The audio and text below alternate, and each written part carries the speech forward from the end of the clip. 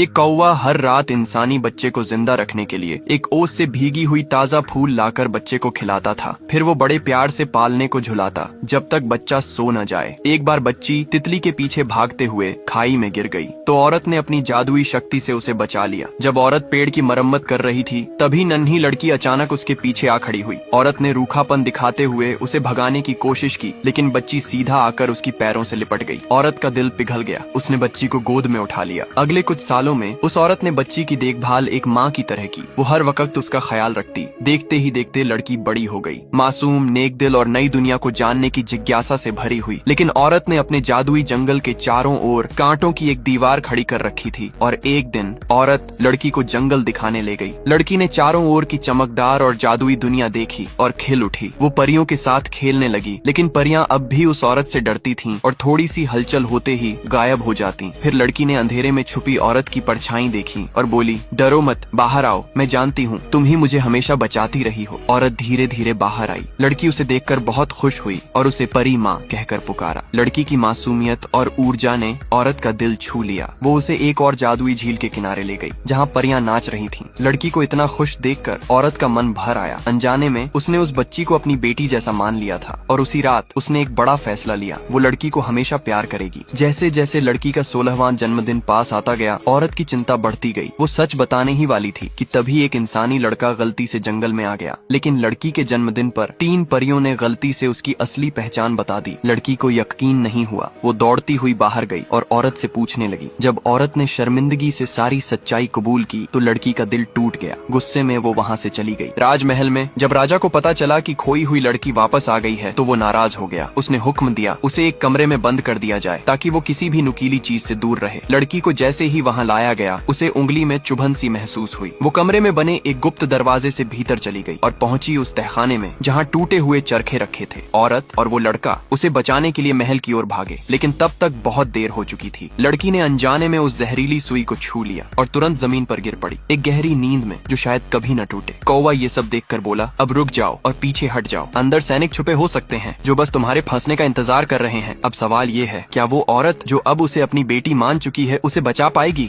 और फिर video like करने पर पार्ट 2 मिल जाएगा।